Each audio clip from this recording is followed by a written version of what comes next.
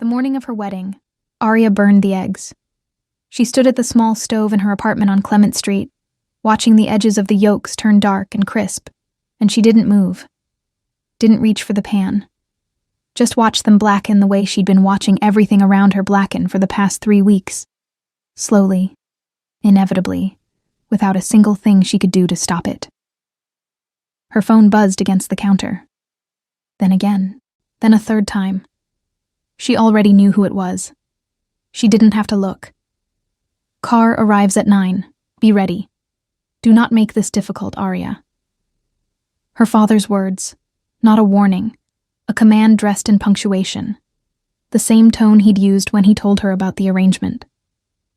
When he sat her down at the kitchen table of the house she grew up in, poured himself a glass of water like he was about to discuss something as ordinary as grocery lists, and told her she was going to marry a man named Jae-hyun Kwon, that the deal had already been made, that her opinion on the matter was not part of the equation. She'd asked him once, only once, if he understood what he was asking her to do. He'd looked at her the way people look at a wall, like she wasn't quite there. Arya turned off the stove, left the ruined eggs in the pan, and walked to the bathroom to finish getting ready. The dress was already hanging on the back of the door. Ivory silk, floor length, chosen by someone else entirely. It was beautiful the way a cage could be beautiful, all clean lines and careful craftsmanship designed to contain. She put it on without looking at herself in the mirror. The ceremony was at a private estate in Marin County, north of the city, up a winding road flanked by redwoods so tall they made the sky feel small. Arya had never been there before. She suspected she'd never been meant to know places like this existed. Properties that didn't show up on maps, attended by men who moved like shadows and spoke in half sentences, where the security at the gate wore earpieces and didn't smile. There were no more than 30 people inside the venue. No flower girls, no dancing, no speeches about love and forever. Just a civil officiant who read through the legal language at a measured pace. A few witnesses whose names Arya would never learn, and the man standing beside her at the front of the room. She'd seen photographs of Jae-hyun Kwon before today. Her father had shown her a single image, formal, controlled, the kind of photo taken not to capture a personality but to project a position. In it, he looked like a statue. Handsome in a way that felt deliberately intimidating, with ink crawling up his neck in dark, intricate patterns, and eyes that held nothing back because there was nothing in them to begin with. In person, he was worse. Not because he was frightening, exactly. He didn't raise his voice. He didn't loom over her. He simply stood at her side with the particular stillness of someone who had never once in his life been unsure of where he belonged, and the air around him seemed to rearrange itself accordingly. The other men in the room, all of them larger, older, visibly armed, positioned themselves at angles that kept him in their sightline without ever looking directly at him. Even the officiant spoke slightly faster when Jae-hyun's gaze passed over him. Arya kept her eyes forward. She said "I do" when she was supposed to say it. Her voice didn't shake, which surprised her. She'd expected it to shake. Jae-hyun said the same words a moment later, quiet and precise, in an accent that was almost invisible. He didn't look at her when he said them. There was no kiss. No one suggested one. They rode to the reception in separate cars, which told Arya everything she needed to know about what kind of marriage this was going to be. The dinner was held at a restaurant in the financial district, a private dining room on the top floor of a building she'd passed 100 times without ever wondering what was inside. The table was long and set for 12. Crystal glasses, heavy silverware, food she couldn't identify, brought out in careful succession by staff who kept their eyes professionally blank. Arya sat at Jae-hyun's right hand and ate almost nothing. She spoke when addressed, which wasn't often. The other guests, business associates, she guessed, or whatever the word was for people in his world, talked in the low, measured way of people accustomed to saying important things in unremarkable tones. She caught fragments. Shipping, Seattle, a name that came up twice before being dropped entirely. At one point, a man across the table, older, with silver at his temples and a watch that probably cost more than Arya's rent for a year, looked at her and smiled. "You're lovelier than I expected," he said. Like it was a compliment. Like she was something that had been delivered and inspected. She felt her jaw tighten. Before she could answer, Jae-hyun set down his glass. He didn't say anything. He didn't have to. Something in the movement, the deliberate precision of it, the way his eyes moved to the man across the table and stayed there, shifted the temperature of the conversation. The older man's smile faded. He looked back at his plate. The moment was over in less than 4 seconds. Arya stared at the tablecloth. She didn't know what to make of that. She wasn't sure she wanted to. After dinner, a car took them to a high-rise in Soma. Jae-hyun's building. She understood that now. Her things had been moved in that morning while she was still burning eggs in her old apartment. Someone had done it efficiently and without being asked, because that was apparently how things worked in his world. Decisions were made, logistics were handled, and the people involved were informed afterward. The apartment was on the 34th floor. Floor-to-ceiling windows, city lights spread out below like scattered coins, furniture that was expensive in the way that asked nothing of you. Her boxes were stacked neatly near a bedroom door. A different door than the one a man showed her was Jae-hyun's room. That, at least, was something. She was standing at the window, still in the ivory dress, shoes finally off, when she heard him come into the room behind her. "There are rules," he said. "Not hello, not are you all right? Just that." She turned slowly. He was leaning against the far wall with his jacket off, arms crossed, watching her the way she imagined he watched everything, with a kind of flat, assessing patience, like he was calculating distances she couldn't see. "Of course there are," she said. Something moved through his expression. Gone too fast to name. "You don't leave the building without telling me or someone I assign. You don't contact journalists, lawyers, or anyone associated with your father's business. You don't ask questions about my work." He paused. "You'll have access to accounts. Anything you need." Arya looked at him for a long moment. "And in exchange, you stay." She almost laughed. "Almost. That's it?" "That's everything," he said, and his voice was so flat, so completely absent of drama, that it landed harder than if he'd shouted it. She turned back to the window. Below, the city went on as it always did, indifferent, bright, full of people living lives that were entirely their own. She pressed 2 fingers lightly against the cold glass and felt the distance between herself and all of it like a physical thing, a weight in the chest, something that didn't have a name yet but would, eventually. "Okay," she said. He didn't respond. When she turned around again, he was gone.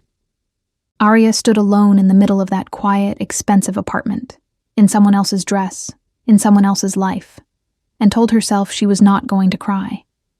She didn't, but it was close. She found her smallest box, pulled out her notebook and a pen, sat on the floor with her back against the couch, and wrote the date at the top of a blank page. Didn't write anything else, just the date. Proof that this day had happened, that she had existed inside it. Outside, San Francisco hummed and glittered and went on without her. She closed the notebook, turned off the lamp, and lay on the unfamiliar bed fully dressed, listening to the silence of a life she hadn't chosen, waiting for morning. She learned his schedule before she learned his face. Not intentionally. It happened the way most things happened in that apartment. Through observation. Through silence. Through the slow accumulation of details that filled the space where conversation should have been. Jae-hyun left at 6:45 every morning. She knew because she was always awake before that. Lying in the gray pre-dawn light with her eyes open and her thoughts already moving, and she'd hear the particular sound of his door, then his footsteps in the hallway, then nothing. He returned sometime between 9 and 11 at night, sometimes later, and she knew that too because sleep had always come hard to her, and the city noise from 34 floors up was never quite enough to cover the sound of the front door. They shared a kitchen and almost nothing else. The first full week passed like that. Parallel lives inside the same walls. He left coffee in the pot each morning. She didn't know if that was intentional or just habit. And she started drinking it, even though she'd always preferred tea, because it was there, and because it was something. Some small, ordinary thing to hold on to in a life that felt like it had been stripped of ordinary things. On the 8th day, she asked one of the men stationed near the elevator. A quiet, broad-shouldered man named Marcus, who she'd noticed was always closest to her floor, if she could go to the grocery store. Marcus looked at her for a moment. Then he made a phone call. Arya stood in the hallway in her jacket, grocery bag in hand, listening to half a conversation she couldn't follow, and tried not to feel what she was feeling, which was the specific humiliation of a grown woman asking permission to buy her own food. Marcus ended the call. "I'll take you," he said.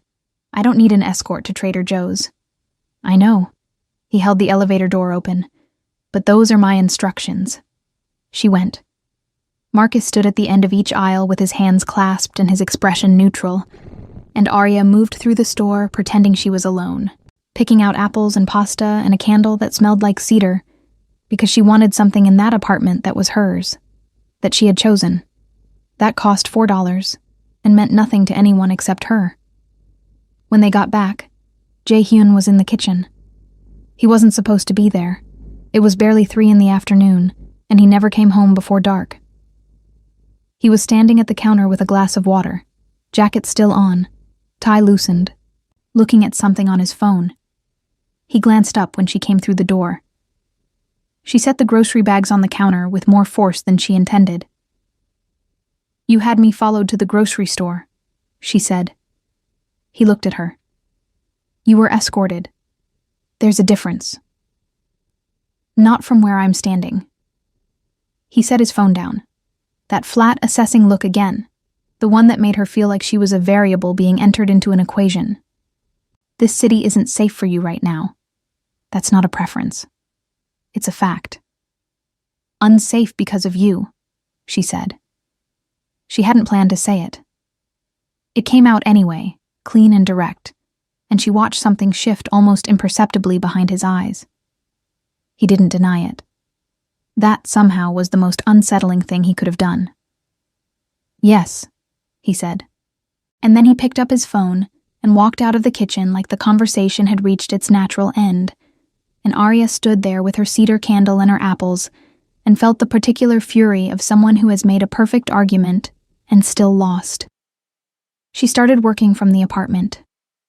Before all of this, before her father's deal in the ivory dress and the 34th floor, Arya had been a freelance graphic designer.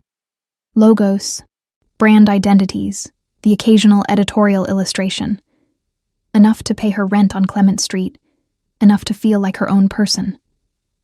She'd been afraid that part of her life was gone now, swallowed by whatever this was. But her clients still emailed, and the work still came in, and there was a desk near the window that caught good morning light. And she found that if she sat there early enough and kept her headphones in long enough, she could almost forget, for stretches of an hour or two, exactly where she was. Almost. Jae-hyun noticed the work. She came home from a short walk one afternoon, Marcus in tow, always Marcus, and found a second monitor on the desk. Professional grade, the kind that cost more than she made in a month. No note, no explanation. Just the monitor, already connected, already positioned at the correct angle. She didn't thank him because she didn't see him, but she used it. That was the strange rhythm of those early weeks, small gestures that weren't softness, or at least she told herself they weren't. They were logistics, management. He was maintaining an asset, she decided, and the asset needed to function. That was all. She repeated this to herself with some frequency. 3 weeks in, she woke at 2 a.m. to the sound of voices. Not loud. Controlled, terse, the specific cadence of an urgent conversation being kept deliberately quiet. She lay still for a moment, then got up, wrapped herself in a blanket, and moved to the hallway. The light in the main room was on. She stopped at the edge of the hall. There were 4 men she didn't recognize standing near the windows. Marcus was there. Another man she'd seen before but didn't know. And Jae-hyun, in the center of all of it. still dressed despite the hour, speaking Korean in a low and very even voice. Whatever he was saying, the men were listening the way people listen when their next move depends on the answer. She must have made some sound, shifted her weight, caught a breath, because Jae-hyun's gaze cut to her immediately. Not slowly, not after a scan of the room. Directly to her, like he'd known she was there before she'd fully arrived. He said something short to the men without breaking her gaze. They moved. Within 15 seconds, they were gone. Marcus closed the front door behind them. The room was suddenly very quiet.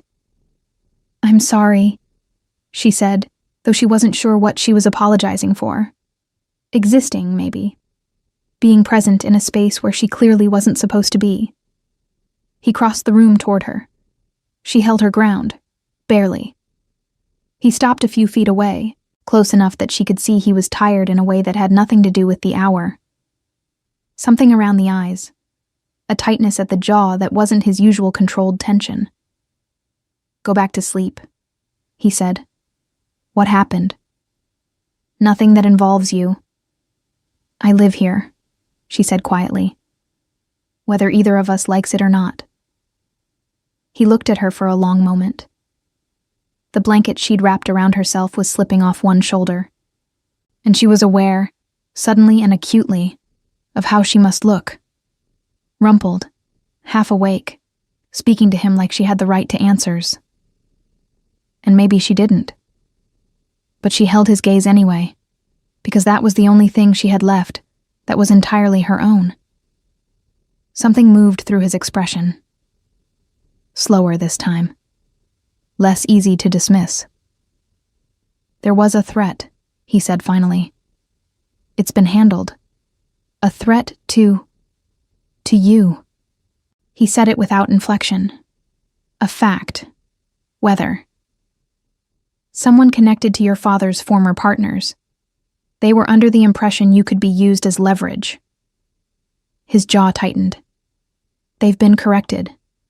Arya absorbed that. The blanket slipped another inch and she pulled it back up, needing something to do with her hands. "Corrected how?" He looked at her steadily. "You don't need the details." And that was the thing about Jae-hyun Kwan, the maddening, unsettling, suffocating thing. He was probably right. She didn't need the details, but standing there in the middle of the night, finding out she'd been used as a chess piece by her own father, even inside this marriage. She felt the ground shift under her in a way that had nothing to do with him. Her father, who had handed her over to fix a debt she hadn't known existed, who had used her as leverage once already, who apparently hadn't finished. "Okay," she said.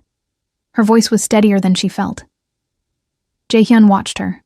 Not the clinical assessment she'd grown used to. Something different. Quieter.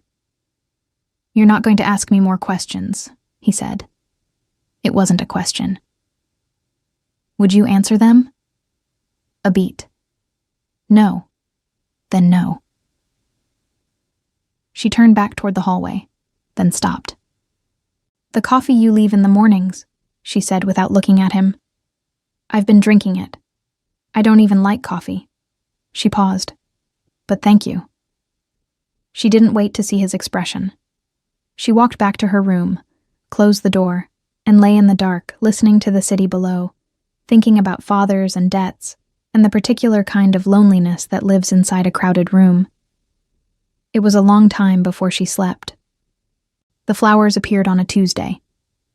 Not a bouquet. Nothing as deliberate as that. Just a small bunch of white peonies in a glass vase on the kitchen counter, positioned near the window where the morning light hit the counter at that specific angle she liked. She'd mentioned it once, offhandedly, to no one in particular, had said out loud while standing there with her coffee that she thought it was a shame the windowsill was empty, that it was the kind of light that deserved something living in it. She hadn't been talking to Jae-hyun. He'd been passing through the kitchen, already in his jacket, already somewhere else in his mind, and she'd assumed he hadn't heard her. The peonies were there 4 days later. Arya stood looking at them for a long moment, cup in both hands, the steam rising slowly between her face and the flowers. Then she rearranged them slightly, moved the vase 2 inches to the left where the light was better, and didn't say anything about it. But she noticed. She kept noticing, and that was the problem. It was Marcus who told her, entirely by accident, that Jae-hyun hadn't slept in his own bed for 3 nights running. He hadn't meant to tell her anything. She'd asked, simply enough, why the light under the study door was still on at 6 a.m. when she got up, and Marcus had answered without thinking. Mr. Kwon had meetings through the night. And then something in his expression shifted, like he'd calculated the implication a half-second too late. Meetings, Arya repeated. Marcus said nothing else. She thought about it more than she wanted to. She thought about the tightness she'd seen around Jae-hyun's jaw in recent days. The way his phone was always face down on surfaces now instead of just set aside. The way Marcus and the other men had started moving slightly faster, slightly more deliberately, like the air pressure had changed, and they were adjusting their bodies to it without acknowledging why. Something was happening. Something larger than the late-night visit 3 weeks ago. She couldn't prove it, and she couldn't ask about it, and she sat with that knowledge the way you sit with a sound you can hear through the wall, aware of it, unable to locate it, unable to stop listening. She met Soo-jin on a Wednesday afternoon. Soo-jin arrived at the apartment with a leather portfolio and a manner that suggested she had never once been uncertain about anything, which Arya found both intimidating and oddly comforting. She was Jae-hyun's attorney, or one of them. And she was there, she explained while setting out documents on the dining room table to go over certain financial arrangements that had not yet been formalized.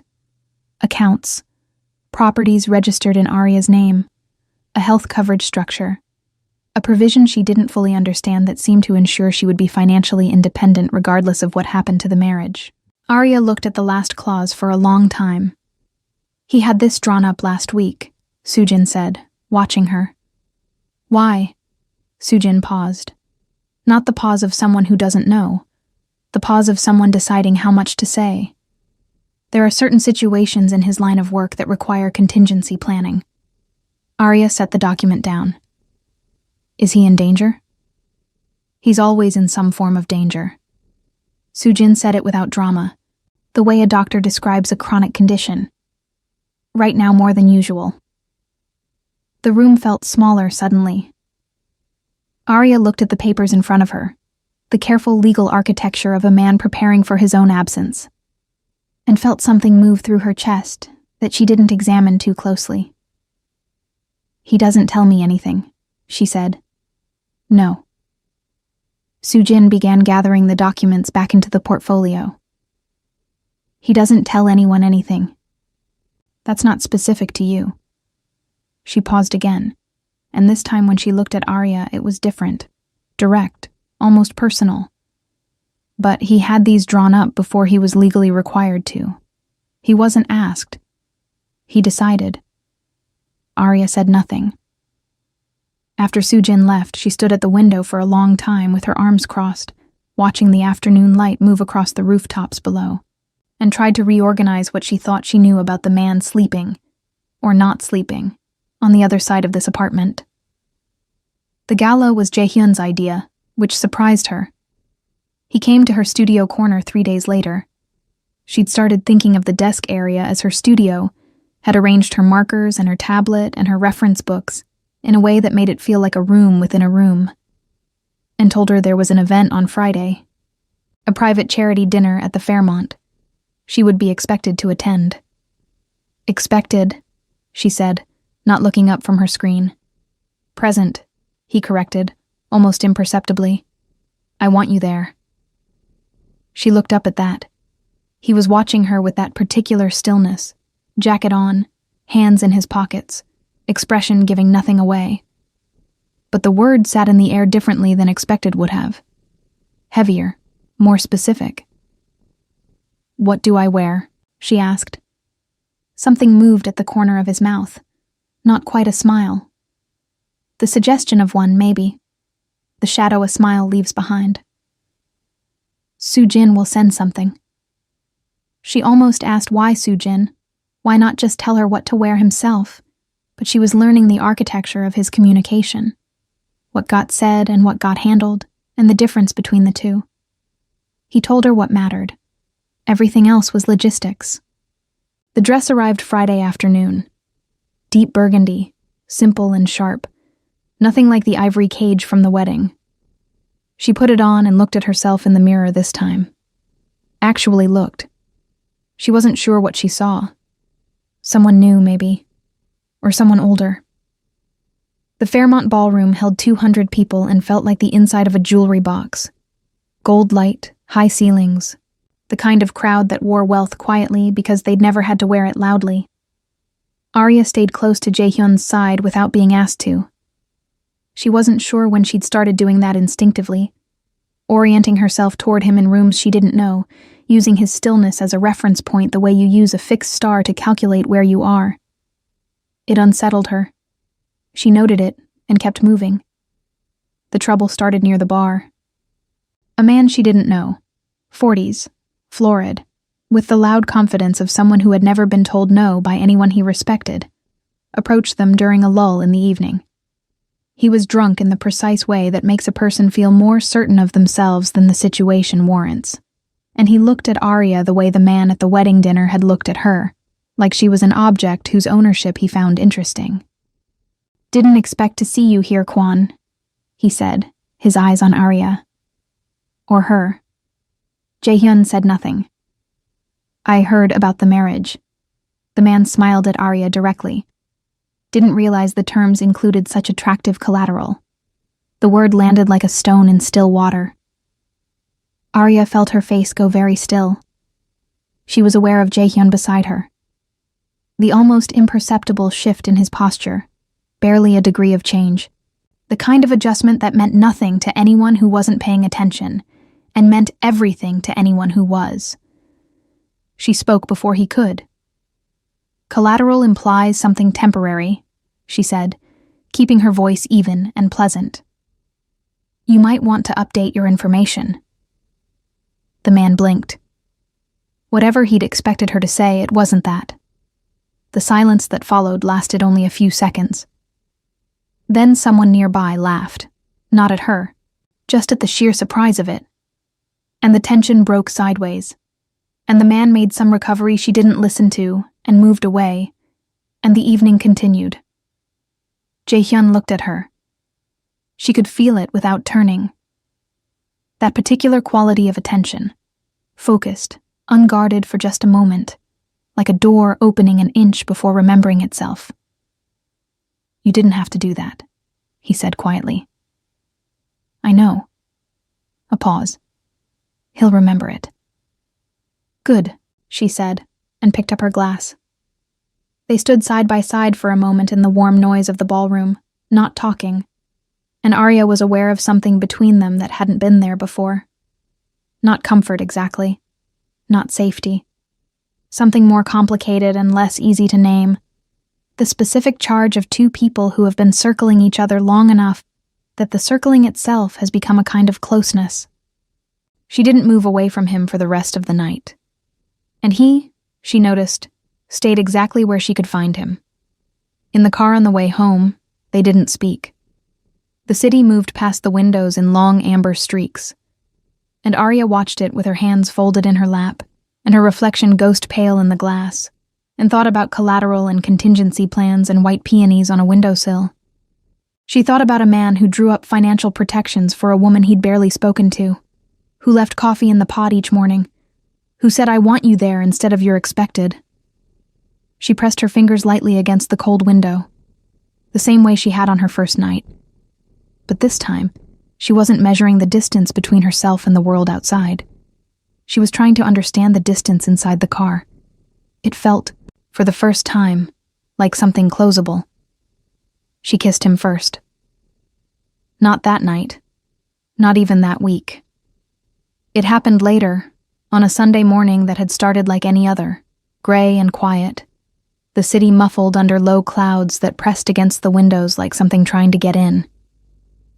She'd been standing at the kitchen counter with her coffee, and he'd come in from his run, still in dark clothes, hair damp from the cold outside, and he'd stopped when he saw her in a way that he'd been stopping lately, Not the purposeful halt of a man with somewhere to be, but something slower, less deliberate, like a reflex he hadn't gotten around to correcting. She'd been about to say something ordinary. There's coffee left, or it looks like rain. Something that required nothing. Instead, she set her cup down, crossed the 4 feet between them, and kissed him. It lasted about 3 seconds. His hands didn't move. He didn't pull back, but he didn't close the distance either. And when she stepped away, she felt the full weight of what she'd just done settle over her, like cold water. Immediate, clarifying, impossible to undo. She picked up her coffee cup. "Sorry," she said to the counter. He was quiet for long enough that she'd started rebuilding a version of the morning where this hadn't happened, where she'd said something about the weather, and they'd moved through the kitchen in their usual parallel silence, when he said quietly, "Don't be." She didn't look at him, but she heard him pour his own coffee and stay, and the kitchen felt different after that, smaller, warmer, charged with something unresolved that neither of them had the vocabulary for yet. The change was incremental, and then, all at once. He started coming home earlier, not dramatically, 40 minutes, sometimes an hour, and she told herself it was unrelated to anything, that his schedule shifted for reasons that had nothing to do with her. But then one evening she was working at her desk, and heard him come in, and heard him, specifically, change direction from his study toward the main room, and he came and stood at the edge of her studio corner and looked at what she was working on. A logo redesign, clean geometric shapes in warm colors, and said, "That's good." And she said, "You don't have to say that." And he said, "I'm not in the habit of saying things I don't mean." And she believed him because she'd figured that much out about him by now. He asked her, once, what she'd wanted to do before. Before the freelancing, before San Francisco, before all of it. She told him she'd wanted to illustrate children's books, that she'd had ideas for years, whole stories mapped out in her head, characters with specific voices, worlds with specific colors, but that there was always something more immediately necessary, and the books had stayed where they lived, in the notebook she kept on the nightstand. He listened the way he did everything, fully, without interruption, without the slight impatience most people carried, even when they were trying to listen well. "Show me," he said. She almost deflected, almost said, "Oh, they're just sketches," which was what she always said when someone asked. Instead, she got the notebook. She sat beside him on the couch and turned pages and talked about characters she'd never named out loud to another person, and he asked questions that were specific and genuine. Why this color for her? What happens after that? And somewhere in the middle of explaining the logic of a fictional world she'd been building privately for years, she realized she was leaning against his shoulder, and that at some point his arm had come around behind her, and that neither of them had noted the moment it happened. She finished talking. The apartment was quiet. "You should make them," he said. "It's not that simple. Most things aren't." A pause. "That doesn't mean you shouldn't." She closed the notebook, didn't move away from him. Then the world outside broke through, the way it always did. She came home from a coffee shop, one of the few places Marcus allowed her to go alone now. A small place 3 blocks from the building where the barista knew her order and nobody knew her name or her husband's. To find 3 black SUVs parked on the street and a stillness in the lobby that was different from the usual stillness. Heavier. The kind that meant something had already happened and the aftermath was being managed. Marcus met her at the elevator. His face said nothing, which told her everything. "What happened?" she said. Not a question. "Mr. Kwan is fine," he said immediately, which meant the first thing she'd telegraphed was fear for Jae-hyun, which she filed away to examine later. There was an incident at one of his business locations this afternoon, a rival organization. She absorbed that. How bad? 2 of his men were injured, not critically. Marcus paused. "There may be a response tonight. I need you to stay in the apartment." She nodded. She went upstairs. She sat at her desk and stared at her screen and didn't work. An hour later, Jae-hyun came through the door. He was unhurt. She saw that first, checked it the way she hadn't expected she would. a rapid inventory. Face, hands, posture, movement. Fine. He was fine. But he was carrying something in the set of his shoulders that she'd learned to read by now. A kind of controlled pressure, like a man holding a door closed against significant weight. She stood up from the desk. He looked at her across the apartment and stopped moving. And for a moment, neither of them said anything. And she understood that this was one of those moments that existed outside the normal architecture of their arrangement. That right now he wasn't her husband by contract, and she wasn't his inconvenient obligation. They were just two people in a room, and one of them had had a very bad day. She walked to the kitchen and started making tea. She heard him exhale, heard him set his keys down, heard him sit at the counter. She made tea the way her mother had taught her, with actual loose leaves and a timer and none of the shortcuts. And she put the cup in front of him without commentary, and sat across the counter and waited. He drank. Didn't speak for a while. "The man from the gala," he said finally. "Renner. He's been moving against me for 8 months. Tonight was him sending a message." She kept her voice steady. "What does the message say?" "That he wants me to step back from a deal in Portland. That he's willing to escalate." Jae-hyun turned the cup slowly in his hands. He miscalculated. "How?" His eyes came up to hers. "Because 3 months ago, I would have responded in kind, and the situation would have become a war. Now I have a reason to resolve it differently." The kitchen was very quiet. "Now I have a reason." She turned the words over carefully, examining them from different angles, not wanting to assume and not wanting to miss it. "Me," she said. It wasn't really a question. He answered it anyway. "You," he said simply, and the word had a gravity to it that she felt in her sternum. She looked at him. Really looked, the way she'd been afraid to for weeks, because she'd sensed that if she looked too closely, she'd find something she wasn't prepared to find. And there it was. Right there in the steady, unguarded way he was looking back at her. Not the flat assessment from the first weeks, not the controlled blankness he showed the rest of the world. Something real, something that had been built slowly, in coffee left in pots and peonies on windowsills, and questions about children's books. "Jae-hyun," she said, and his name in her mouth sounded different than it had the handful of times she'd said it before. Fuller, more deliberate, like a word she'd just learned the meaning of. "I know," he said. Quiet. Certain. She reached across the counter and put her hand over his. He turned his hand over and held hers.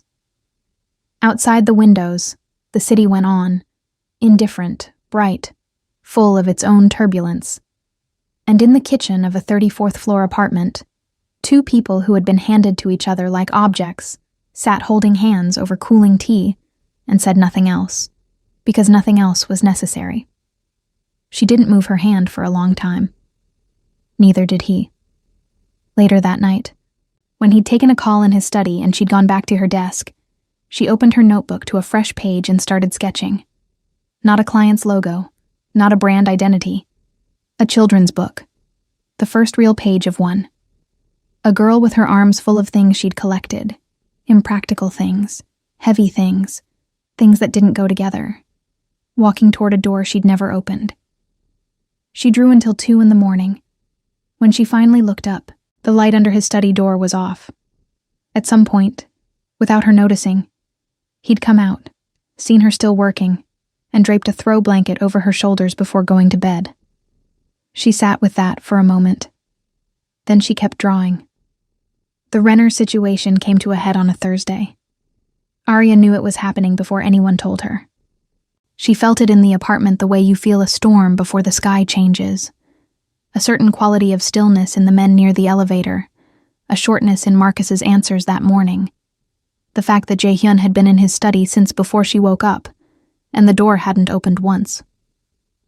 She made coffee, left a cup outside his door without knocking, and went to her desk and tried to work.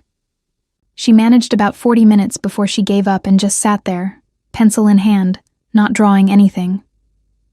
At 11, Soo-jin called her. "I want you to know what's happening," Soo-jin said, which was not how their conversations usually started. "Jaehyun won't tell you because he doesn't want you frightened, but I think you deserve to know." Arya set down the pencil. "Tell me." Renner had escalated overnight. The injured men from earlier in the week had been a warning shot. What he'd done in the past 12 hours was something closer to a declaration. He'd contacted people connected to Arya's father, the same former partners who'd sent someone to the apartment weeks ago. And the combined pressure was meant to force Jaehyun into a corner. Step back from Portland, or watch the situation expand outward meaning toward Arya. "He's using me again," she said. Her voice was flat. "He's trying to," Soo-jin said carefully. "Jaehyun is handling it. A meeting has been arranged for this afternoon. Neutral location. He's going in to end it." "End it how?" A pause. "The way these things end." Arya stared at the window. The clouds from the weekend had come back. Lower now, turning the city the color of old silver. "Is he going alone?" "He'll have people with him. He always does." Another pause, softer this time. "He asked me to call you. He didn't ask me to tell you everything I just told you, but he asked me to make sure you were all right." She closed her eyes briefly. "I'm all right." After she hung up, she sat for a while doing nothing at all. Then she went to the kitchen, washed the morning dishes, dried them, put them away. Found the small tasks that kept her hands busy while her mind did what it needed to do. She was afraid. She recognized it clearly without flinching from it. A cold, specific fear, located not in her own safety but in his. The thought of something happening to him had a shape now, a weight, and she didn't try to minimize it or rationalize it into something smaller than it was. She was afraid for Jaehyun. That was simply true. He came home at 4:30 in the afternoon. She heard the door and was on her feet before she'd decided to stand, crossing the apartment in bare feet. And when he came through the entrance, she stopped a few feet from him and looked at him with the same rapid inventory she'd done before. Face, hands, posture, movement.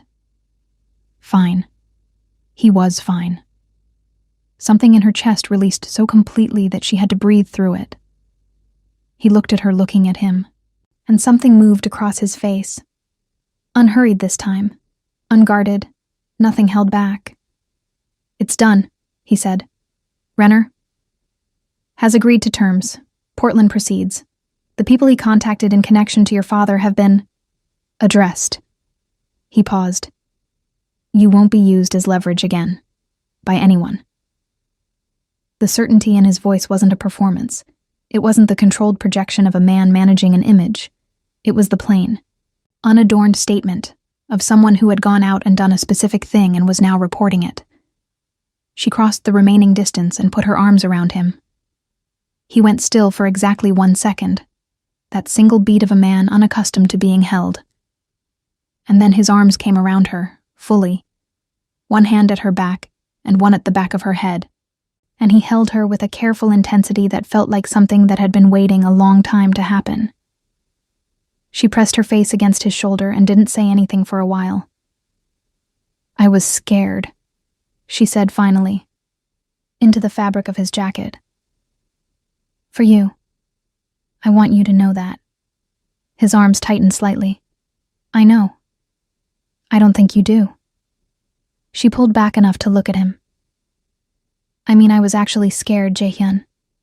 Not inconvenienced. Not worried about what it would mean for me. Scared because..." She stopped. "Because?" His voice was low. "Because you matter to me." She said it straight, without softening it. "I don't know exactly when that happened, but it did." He looked at her for a long moment.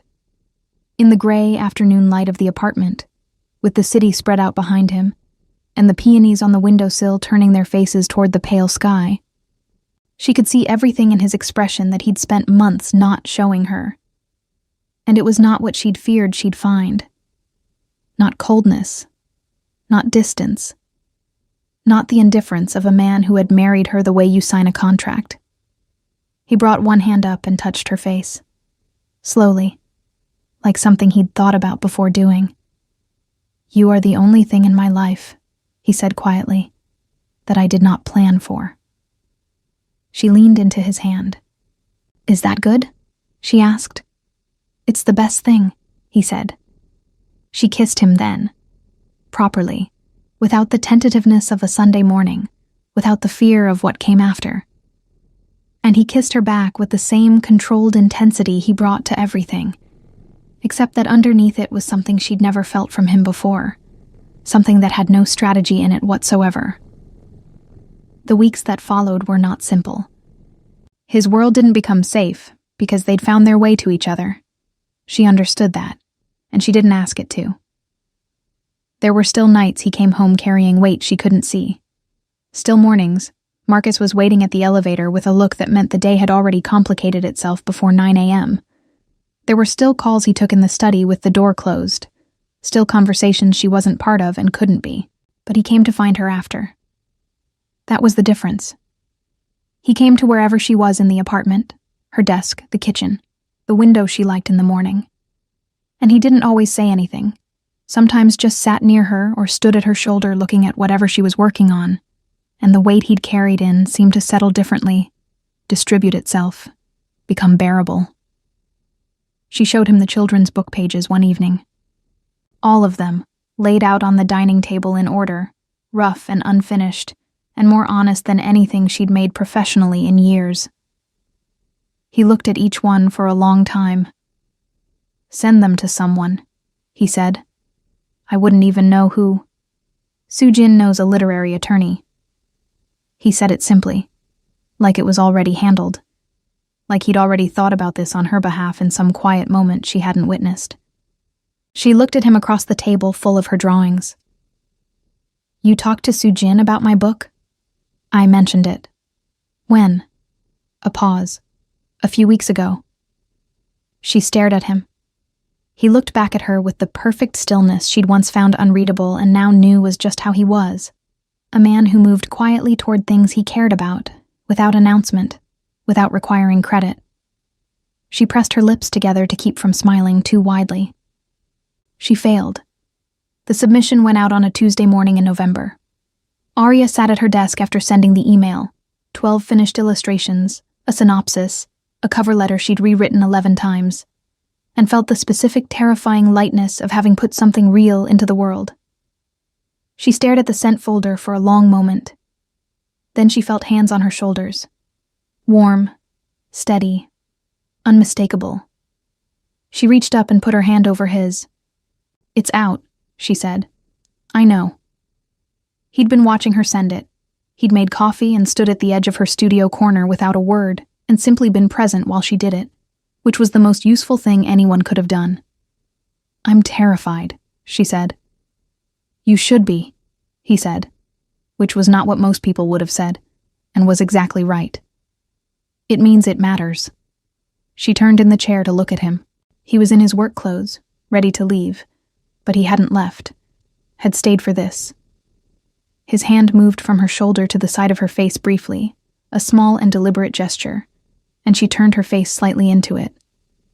"Go," she said. "You'll be late." "I'm never late. First time for everything." Something happened at the corner of his mouth. A real smile this time, small, unhurried, entirely his own. She'd been collecting them the way she used to collect good light, cataloging them privately, and this one she held on to after he left, carrying it through the rest of the morning. The book sold 4 months later to a mid-sized publisher in New York. Soo-jin's contact had passed it to an editor who had passed it to another editor who called Arya on a Wednesday afternoon while she was in the middle of a completely ordinary grocery run. Marcus 2 steps behind, as always, but different now, more like a companion than a guard, because things had shifted in that way too. Gradually, the way everything in her life seemed to shift now. She stood in the cereal aisle and listened to the editor say the words she'd been afraid to want, and said yes, clearly and without hesitation. And when she hung up, she stood for a moment holding the phone with both hands. Then she called Jae-hyun. He picked up on the second ring, which meant he'd seen her name and moved the phone immediately, and she knew that now, knew what his habits meant, could read them the way she read her own. "They want it," she said. A pause. Not the calculating pause of the early months. Something quieter. "Of course they do," he said. She laughed, a real one, surprised out of her, bright in the middle of the cereal aisle. And Marcus looked over with something that was almost a smile. That evening, Jaehyun took her to dinner. Not a business event, not a room full of men who spoke in half sentences. A small Italian restaurant in North Beach that they'd walked past once, and she'd slowed down to look at. And he'd said nothing at the time, but had apparently noted the slowing. They sat at a corner table and ordered too much food and talked about the book. Her fears about how it would be received, her ideas for a second one, the particular character she'd been thinking about for months. And he listened the way he always listened, fully, and asked the questions that showed he'd actually retained everything she'd told him before. And at some point during the main course, she looked across the table at him and thought, "This is what I have now. Not a cage, not a contract. This." A man who left coffee in the pot and flowers on windowsills and stood quietly at the edge of her studio while she did the bravest thing she'd ever done. A man who had never once promised her softness but had delivered it anyway, in every way that mattered, in the only language he'd ever known. She reached across the table and took his hand. He turned it over and held hers, the same way he'd done that night in the kitchen. The same easy certainty, like it was simply where his hand belonged. "Thank you," she said. He looked at her. For what? She thought about it. For not being what she'd feared. For the peonies and the monitor and the blanket over her shoulders at 2 a.m. For going out on a Thursday and ending something that had been aimed at her before it could land. For asking her about children's books. For staying. For being someone I didn't expect, she said. He was quiet for a moment. Outside the restaurant window, North Beach moved in its usual current. Laughter, headlights. The long, ordinary beauty of a city at night. "Same," he said. And that was enough. More than enough. It was, in the end, everything.